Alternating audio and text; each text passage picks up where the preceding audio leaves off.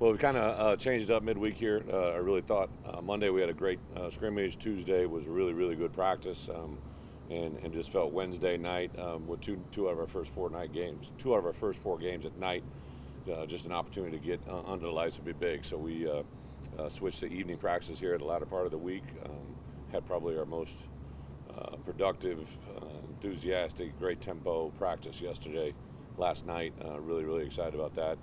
We were going to go on the grass fields today just to get them a little bit of that tonight, but obviously with the weather, we're going to go indoors. We've actually never practiced in here as a staff and as a team, so we planned it all day, right? And I didn't want to have it to be a reactionary plan later on, like, Wednesday of Nebraska week, we got to go inside because of weather, and we've never done it before. So again, kind of a precautionary practice, but really from an injury standpoint, guys are getting healthy. Obviously, just saw Mike. I thought he had a really, good week so far. Some of these guys that we're asking them to, slowly come back into what they're doing have been very, very positive. Palcho included in that, Kalon Tolson. So it's been fun to see those guys get involved as well. So with that, open it up for some questions. You mentioned the injuries there last night. It looked like Josh Cruz, Josh McClure maybe weren't participating. Where are they? We got a little bit of a viral. One's got a couple guys had some strep, so there's some different guys that are out. Nothing serious. Coach, at what point do you start game planning for Nebraska, or is that something that's already started? Yeah, for openers, usually 10 days out is when we kind of transition and kind of break camp in theory. But we've obviously sprinkled in certain things that they do, offense, defense. Their offense is a lot different from what our offense does. So there's some things that we do there as well as their defense. So it's kind of been even going back to last spring, we worked some divisional opponents as well as some non-conference opponents into the spring season. Lots of game film to watch. Nebraska, they don't have much to look at as far as Illinois goes. Do you think that's an advantage for you going into the first season? Yeah, kind of said all along. Obviously, the great move. The advantage we have is I didn't bring in an Illinois playbook or a defensive playbook or a special teams playbook. It's been a combination of what my coaches have been, where they're at, in addition to what I believe in. So we're kind of an unknown. I think we like that quality and that trait. You don't get to be that way in college football very often, and it's something we'll try to take advantage of. You recruited Mike's high school hard. Yeah, St. Thomas. What was for you to get background on him, and that you guys worked through the process of getting him back here, and how do you build a relationship with him over the phone or FaceTime or Zoom or whatever? Yeah, I'm from Illinois, right? So my first two states I ever recruited were Illinois, Minnesota. Built relationships there, and then when I received the assignment to go to South Florida, actually working for Kirk, he gave me the contact to St. Thomas Aquinas. I went in there for the first time. George Smith, who's now retired, I believed I signed probably half a dozen guys out of there when I was at Iowa, then a couple guys when I was at Kansas State, and then several. I believe we had 3 starters on our first Rose Bowl team from St. Thomas Aquinas. Roger Harriet, the head coach there, and I have known each other a long time now. And then when I received when I knew I was becoming the head coach here, they reached out to me right away about Mike and James McCourt, right? And then, like today, we were watching a run tackle drill that had Philip Dorsett, who's actually a St. Thomas player that went to Miami. I stopped the film. I said, "Who knows this guy?" And those guys piped up right away. So yeah, there's a strong connection.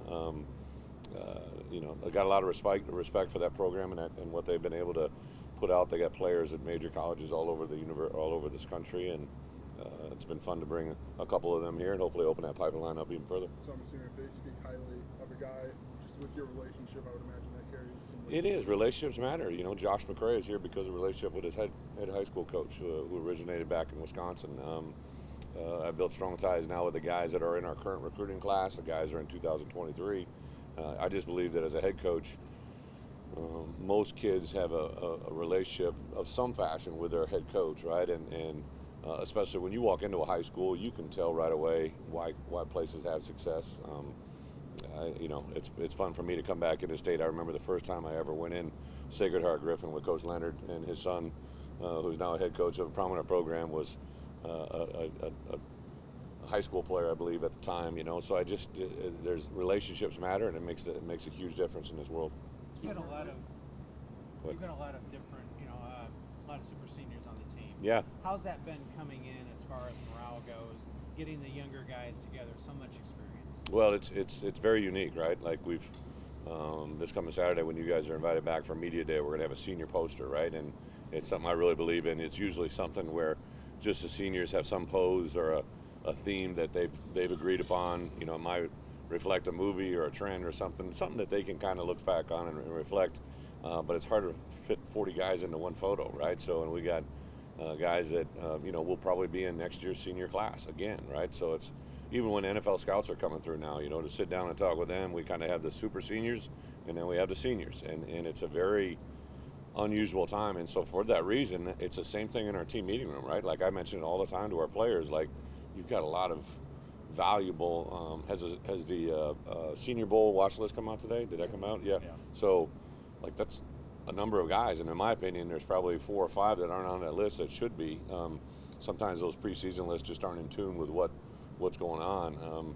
I saw the largest number in the conference was 10, and in my opinion, I've had a lot of guys playing the Senior Bowl, but there's 4 or 5 guys that have merit or value to do that aren't even listed. So it's a group that's got talent. But talent doesn't win ball games, right? Teams win ball games, so we got to get them all to understand that. Back to recruiting real quick, Coach. How much are you going to take advantage of the early home opener just to get some kids on campus? Yeah, we have a huge advantage. I thought Pat's done a nice job of creating some advantages for us and what we can do as far as making contact, having people on campus, doing a variety of different things that give Illinois and really an advantage over Nebraska, right? We get to have this at our campus and open up our campus. So that's an exciting thing. And it's our first rodeo as assistant coaches, right? So assistant being able to have contact face-to-face with a prospect, before the game starts. Now it's a noon kickoff, but maybe we get some of these guys to stay after a little bit the day of the game. So there's a whole path or a whole doorway of opportunity in recruiting that no one else really gets. I guess in that vein, just with recruiting, I think you're in the mostly dead period now, but like September 1st, you get back on the road. How do you handle that during a season, and what are you doing now, maybe during camp, recruiting-wise? Yes, so I literally have a daily agenda, right? I come in the morning, usually kind of lay out my plan. We're heavily involved right now with a young man that we think's in decision mode, so I try to send him numerous things during the course of the day. We can't call him, but we can text him. Sent a graphic today to him that accentuated something I know he feels strongly about. Got an immediate reply. We went back and forth, so that part's unlimited, and that's, as a head coach, you just got to find ways to be creative and carve out that time. Usually when I get home in the evening, I'll scroll through social media and pull out things they've retweeted or things they've said, and then I'll give it to our graphic department. Today was a very specific thing. Someone that's interested in a certain line of work, we put them on the set of a sports network, and it's just really kind of cool things, right? That kids are excited about. So I think anything we can do to set ourselves apart from other people is what gives us an advantage. In season, are you a coach that go out on a Friday night if you can? Or? I probably won't go on a Friday night. I really, I tell those kids actually during recruiting, right? So if I have a kid that we're recruiting, and maybe Coach X just went to his home game last week, I'm going to say, listen, I appreciate that and I understand where you're coming from, but when you're here, I'm going to be all for you, and I'll have a team meeting with our team. We'll actually go through game plan with my coaches Friday night after the team meeting. I just think it's a very valuable part of building a relationship with your kids, that they know they're in a hotel for a reason, right? It's important for you to have them there with you. I think it's important for them to have me there with them. That's talked about relationships. Yeah. Talking about kids, and I guess one of your kids is now on your staff, Aaron Henry. So, how old was he when you met him, and what's it like to see the juice, I guess, that everyone keeps talking about, translate from being a player to now to the system? Well, I'm not going to report any old recruiting violations, but I think he was 16, if I'm not mistaken, on the practice field when I coincidentally bumped into him at a water fountain, right? He was getting a break. And I just kind of said something like, hey, your coach is going to have some good news for you. And at the time, I was the defensive coordinator, I believe. Didn't even know I was going to be the head coach, but I was the coordinator, and I knew he could play, so I offered him as a safety. And then it just kind of grew from there. Aaron's got a lot. He and I have a long history together, a lot of great stories. One of my favorites is he was committed to us, and he asked me to get him in an all-star game, so I helped get him into an all-star game in Orlando. And he went to the all-star game, and he was the best player there. And his in-state school, the University of Florida, won a national championship that year. And they saw him playing. They went to his high school, and their head coach came and offered him a scholarship. And you know, so it's a great idea. I had to get him in an All-Star game. Kind of backfired on me momentarily. So he called me and said, "Hey, I got a coach came from Florida today. They offered me a scholarship." I go, "That's great. They should offer you a scholarship 2 months ago." You know, da da da da. And he like made me believe he was decommitting. You know, and so I'm like sitting on the edge of my chair, and he goes, "You know what I told him?" And I'm like, "No, what'd you tell him?" He goes, "I told him I know who I want to play for," and that kind of came full circle. So.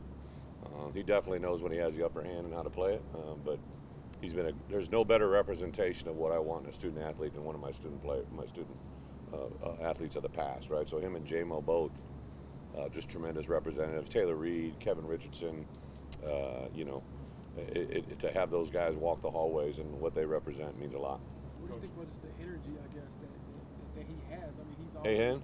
Yeah. Well, if you got to proclaim you have energy, that's your first witness, right? Like, it should ooze out of you, and it oozes out of him. But yeah, he's self-proclaimed juice, right? But he definitely does bring a lot of energy, which is fun to watch. Taylor West was hired today. Yeah. Can you talk about that hire and why you brought her in? Yeah, Taylor. So I had a lot of you guys know Bree. Bree was our administrative assistant under Coach Smith that he did, and she was awesome. But she informed me early on that she was going to go to law school, and she's entering law school here when school starts back up. So her time, you know, for football was going to be basically annulled. So we kind of went nationally, put out a national search for someone that's going to help me administratively, but also I wanted to grow our recruiting, anything we can steal and put in the recruiting department. So kind of wanted an on-campus recruiting coordinator. And then I think the fact that for me to have a set of eyes and a set of experience that are from not here and also nothing in my background is really good. She had been obviously a student. I told the players I couldn't hold anything against her. She went to my alma mater as well, right? But she had a recruiting experience at Stanford.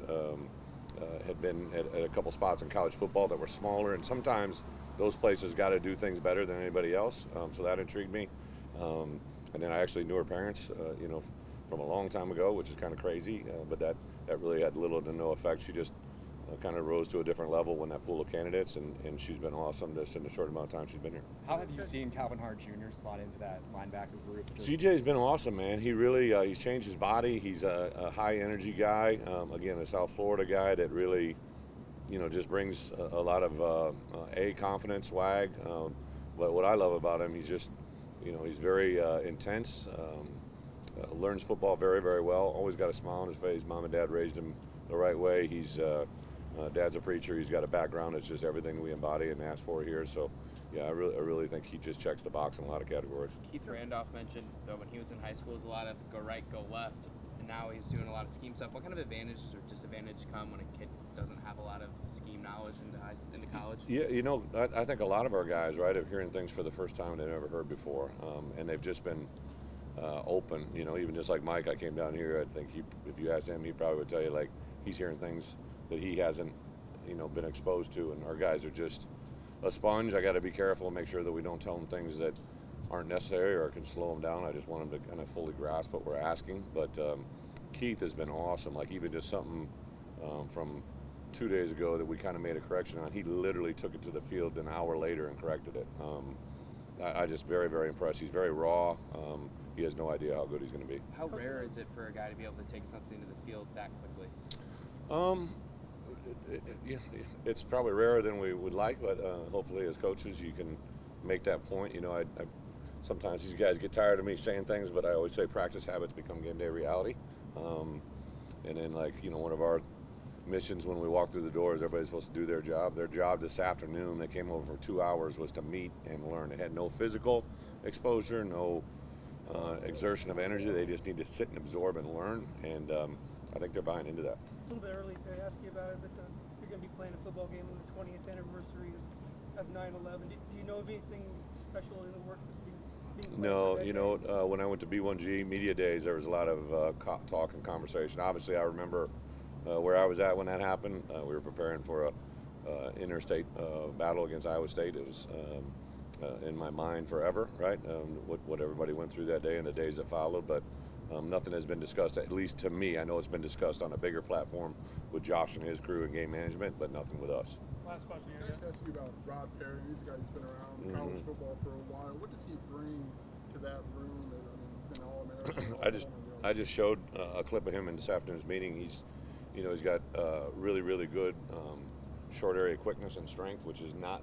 Sometimes you get guys that are really strong, but they're not really quick, or guys that are really quick but not really strong. He's got the unique ability to do both. High football IQ and acumen. He's coming off an injury, so it's kind of been new for him to see and hear everything, but he is a very, very talented guy that if he plays to the potential that he has, he could be a guy that makes a big difference for us this year.